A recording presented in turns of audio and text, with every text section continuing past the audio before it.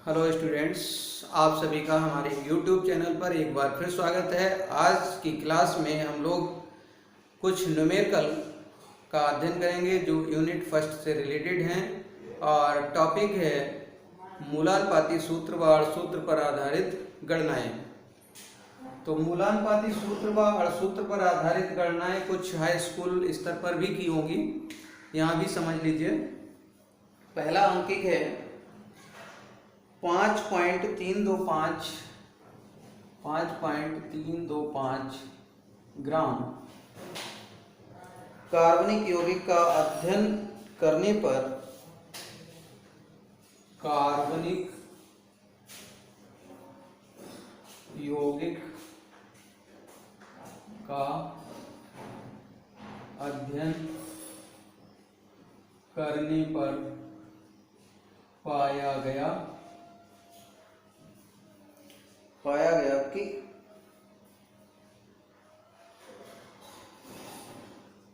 उसमें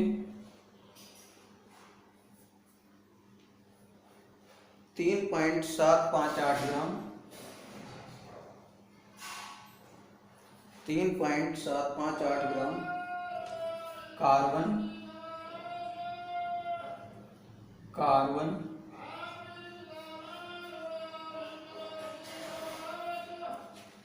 0.316 gram hydrogen 0.316 gram hydrogen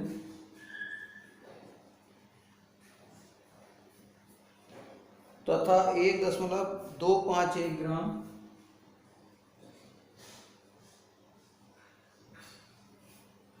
1.251 gram oxygen है। Oxygen है। इस यौगिक का मूलानुपाती सूत्र व अड़सूत्र ज्ञात करो। इस यौगिक का मूलानुपाती सूत्र व अड़सूत्र ज्ञात करो। यदि इसका वाष्प घनत्व 68 है,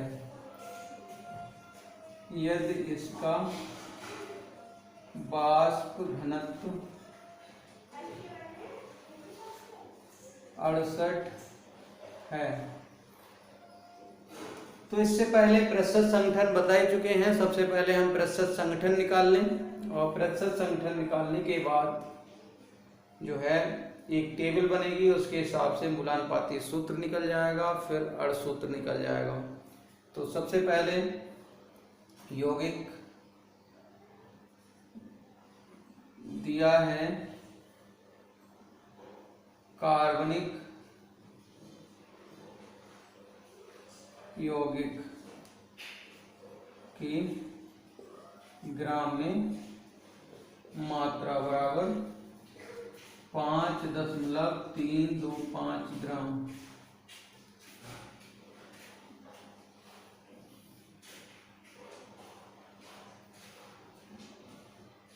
कार्बन यौगिक में कार्बनिक यौगिक में कार्बन की मात्रा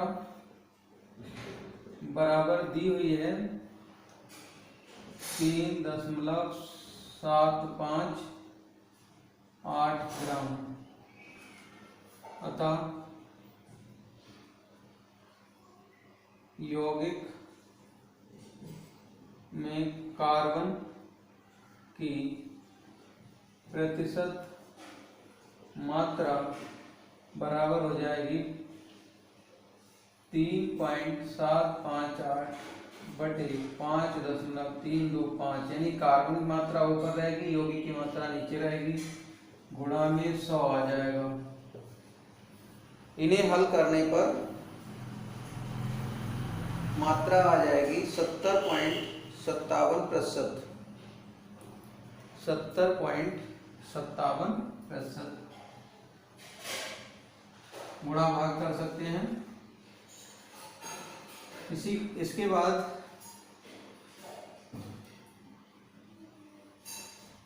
कार्बनिक यौगिक में हाइड्रोजन की मात्रा भी दी है, ऑक्सीजन की मात्रा भी दी है, तो अलग से भी लिख सकते हैं। यौगिक में हाइड्रोजन की ग्राम में, ये दिया है यौगिक में हाइड्रोजन की ग्राम में मात्रा बराबर है 0.316 ग्राम। इसलिए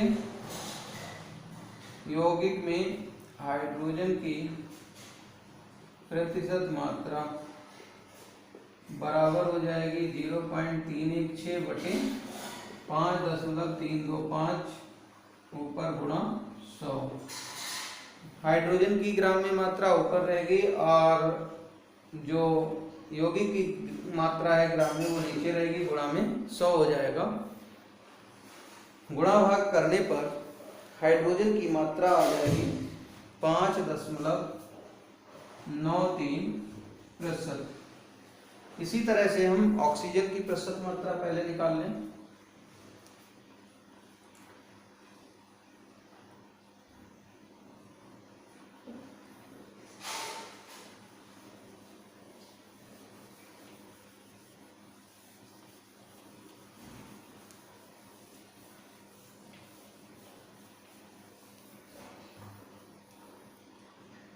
यौगिक दिया है,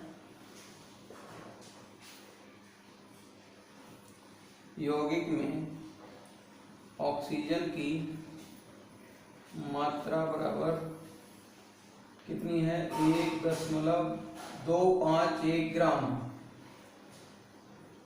इसलिए यौगिक में ऑक्सीजन की प्रतिशत मात्रा बराबर हो जाएगी 1.251 बटे 5.325 गुणा में 100, यानी कि ऑक्सीजन की ग्राम में मात्रा बटे यौगिक की मात्रा ग्राम में गुणा 100।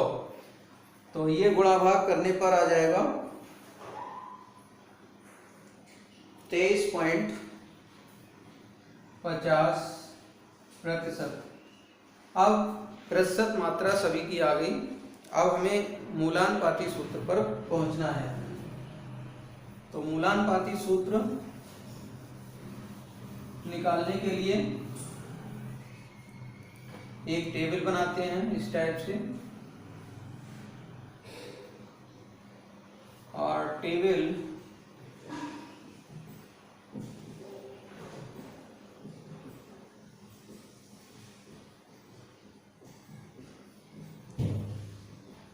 में पहला कॉलम तत्व,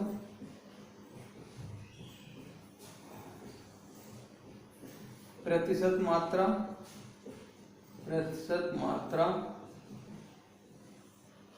परमाणु भार,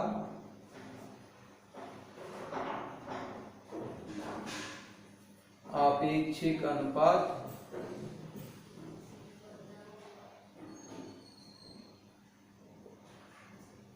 और सरल अनुपात।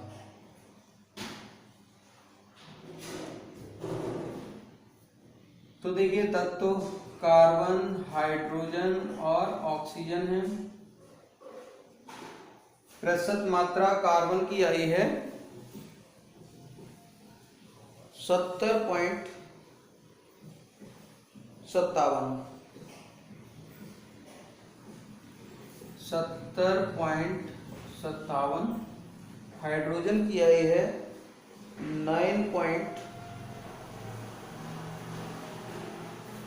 5.93 है, और ऑक्सीजन की 23.50 है। ये इतनी आई थी। अब परमाणु भार कार्बन का 12 होता है, हाइड्रोजन का 1 होता है, ऑक्सीजन का 16 होता है। आपेक्षिक अनुपात ज्ञात करने के लिए परमाणु भार से भाग कर देते हैं। तो 5.93 को 1 से, 23.50 को 16 से भाग करना है। तो इनका भाग करने पर प्राप्त होगा 5.88, 5.93 और 23.50 को 16 से भाग करने पर आता है 1.47। अब सरल अनुपात निकालने के लिए सबसे छोटी जो संख्या है उससे भाग दे देते हैं। तो 5.88 को 1.47 से, 5.93 को 1.47 से, 1.47 को 1.47 से भाग दे देंगे। भाग करने पर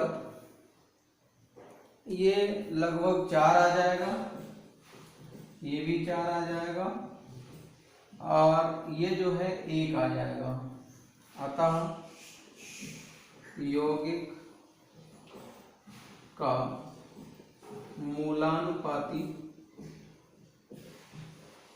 सूत्र बराबर, अब यहाँ देखिए कार्बन, हाइड्रोजन और ऑक्सीजन इस टाइप से लिख लेंगे और ये जो संख्या सरल अनुपात की आई है वो यहाँ लिख देंगे।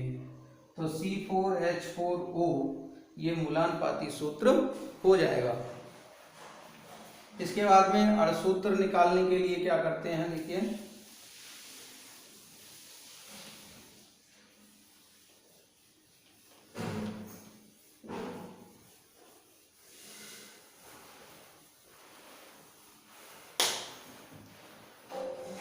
यौगिक का मूलानुपाती सूत्र C4H4O भार कितना हो जाएगा, कार्बन का 12 गुणा 4, हाइड्रोजन का 1 गुणा 4, ऑक्सीजन का 16 है। 48 प्लस 4 प्लस 16, 16 4 20 और 40, 60 और 8 68 आ जाएगा। अब देखिए वाष्प घनत्व तो दिया है, यौगिक का वाष्प घनत्व, वाष्प घनत्व बराबर है 68, अतः अणुभार बराबर हो जाएगा 2 गुणा 68 बराबर 2 गुणा वाष्प घनत्व होता है तो 68 से गुणा हो जाएगा। 2 8 16 और 2 6 12 और 1 13, तो 136 हो जाएगा अणुभार। तो n बराबर निकाल लेंगे, n बराबर होता है मूलानुपाती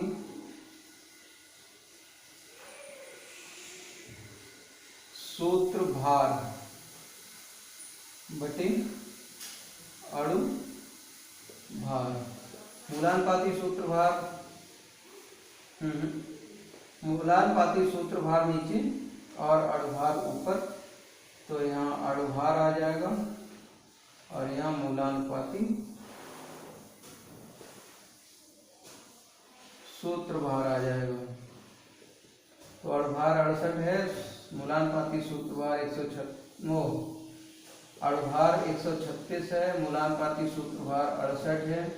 तो 68 दूनी 136, 2 आ जाएगी, n बराबर। अब अणुसूत्र निकाल लेंगे, यौगिक का अणुसूत्र,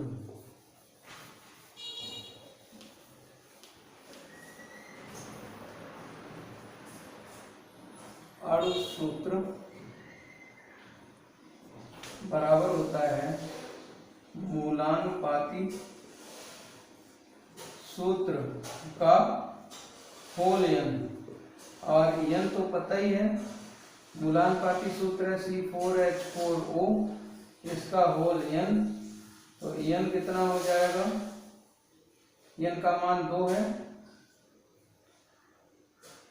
तो 2 से गुणा हो जाएगा संख्याओं को, ये आ जाएगा C8H8O2। तो इस तरह से अणुसूत्र प्राप्त हो जाएगा।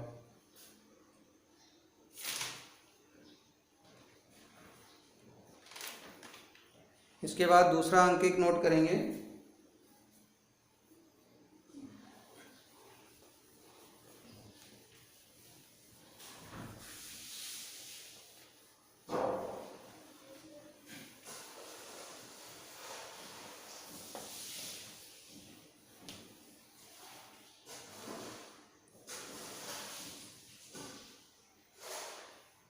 दूसरा अंकिक है, एक यौगिक केवल कार्बन तथा ऑक्सीजन से बना है।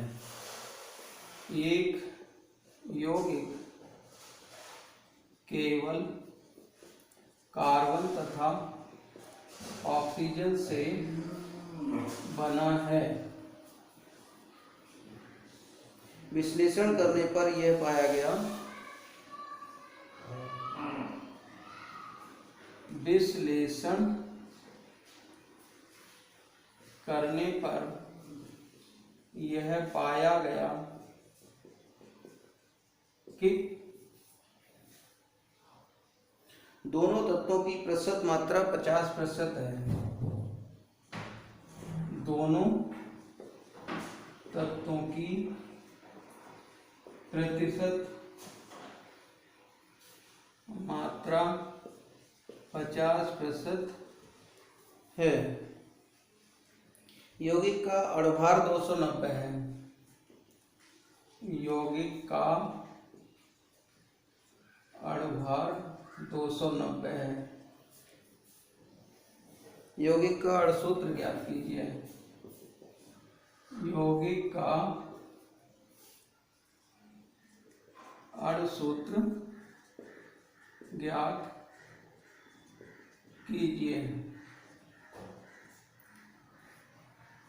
अब देखिए यौगिक का अणुसूत्र कैसे ज्ञात होगा ये बताते हैं। सबसे पहले कार्बन और ऑक्सीजन के लिए एक टेबल बनाते हैं।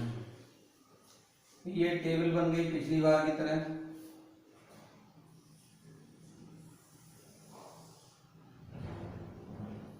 यहाँ पे तत्व, प्रतिशतता,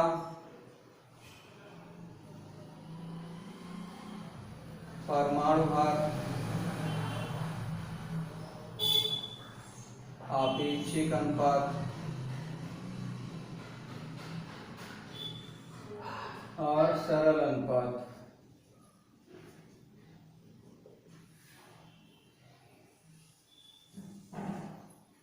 तो प्रतिशतता कार्बन और ऑक्सीजन की लिखनी है। तत्व कार्बन ऑक्सीजन है, 50-50% है दोनों। परमाणु भार 12 और 16 है। आपेक्षिक अनुपात हो जाएगा 50/12 और 50/16। 12 से भाग कर लेंगे, 12 चौक 48 और आएगा तो 10/12 एकम 12, 8 आएगा, 12 छंग 72। ऐसे ही ये 16 3 48, 2 आएगा, 16 एकम 16, 4 बचेगा और 16 दूनी 32, तो 3.12। और सरल अनुपात निकालने के लिए ये इसमें एक अंक तक और कर लीजिए और ये 1, 2 और 5 हो जाएगा, 3.125। अब इसको सरल अनुपात निकालने के लिए 4.166 को 3.125 से और 3.125 को 3.125 से भाग करना है। यानी सबसे छोटी संख्या से भाग करना है। तो सबसे छोटी संख्या से भाग करेंगे तो ये 1 आ जाएगा और ये भी लगभग 1 ही आ जाएगा, बल्कि ये आएगा 1.33। अब देखिए इसको 2 से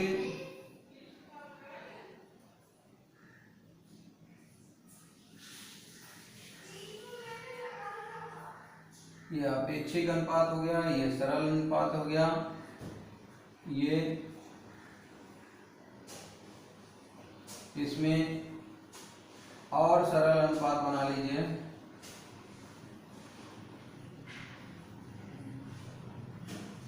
अति सरल अनुपात, चाहे तो हम ऐसे कर सकते हैं, क्योंकि ये दशमलव में संख्या आई है तो या इसे हम लिख सकते हैं 1.33 3 3 गुणा 2, 2 से गुणा कर देंगे तो आ जाएगी 2 तिया, बल्कि 3 से गुणा करेंगे तो 3 तिया 9, 3 तिया 9, 3 एकम 3, ये लगभग आ जाएगी 4 की। और या फिर हम इसको भी 3 से गुणा कर दें तो ये आ जाएगी 4 वो 3। जब इसको 3 से करेंगे तो इसको भी 3 से करेंगे ताकि पूर्ण संख्या आ जाए। यहाँ पे हम चाहे ऐसे भी लिख सकते हैं पूर्ण अनुपात, पूर्ण अनुपात बना लीजिए, पूर्ण सरल अनुपात। जब संख्याएं दशमलव में आती हैं तो उन्हें पूर्ण सरल अनुपात बनाने के लिए एक उचित संख्या से गुणा करते हैं। तो 1.33 को 3 से गुणा करेंगे तो 4 आ जाएगी, 1 को 3 से करेंगे तो 3 आ जाएगी। अतः यौगिक का मूलानुपाती सूत्र बराबर हो जाएगा C4O3। तो C4O3 मूलानुपाती सूत्र हो जाएगा। और मूलानुपाती सूत्र भाग क्या हो जाएगा ये आगे निकालेंगे।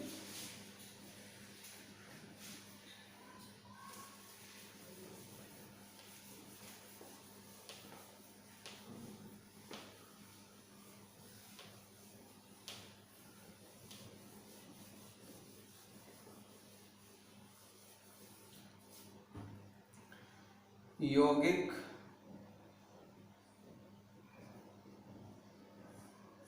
का मूलानुपाती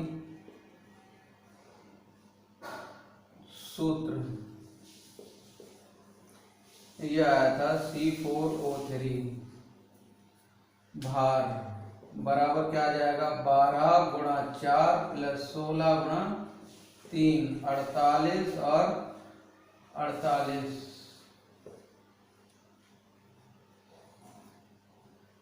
8 दूनी 16 और 2 8 8 16, 4 4 8 1 9, 96 आ जाएगा।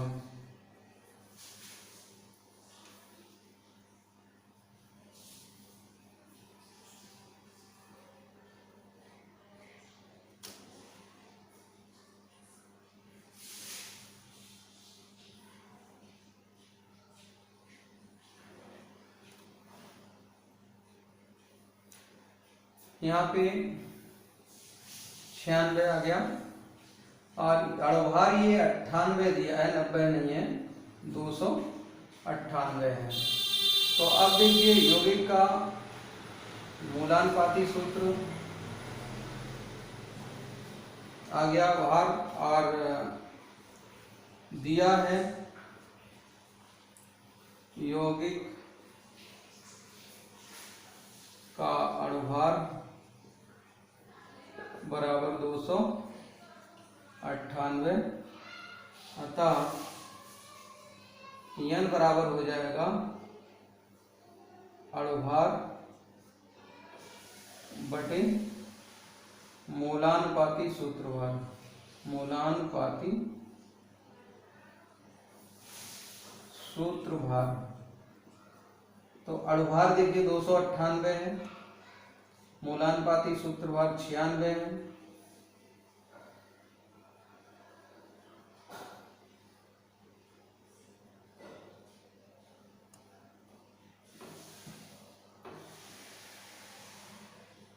छक 18 3 27 288 यहाँ आप लिखेंगे, पूरा पूरा ये है गड़बड़ लिख गया है। तो 288 को जब हम 96 से भाग करते हैं तो फिर आता है 3, तो n बराबर 3 आ जाएगा। तो अड़ सूत्र बराबर होता है, अड़ सूत्र बराबर होता है मूलानुपाती सूत्र का होल n और C4O3 का होल थ्राइस हो जाएगा। ये बराबर आ जाएगा C 12O9, तो C12O9 ये हो गया इसका अड़ सूत्र। तो इस तरह से मूलानुपाती सूत्र व अड़ सूत्र पर आधारित गणनाएं आप सभी ने समझी, और इस तरह की और भी अगर बुक में हैं तो उनको करके देखना है होमवर्क में।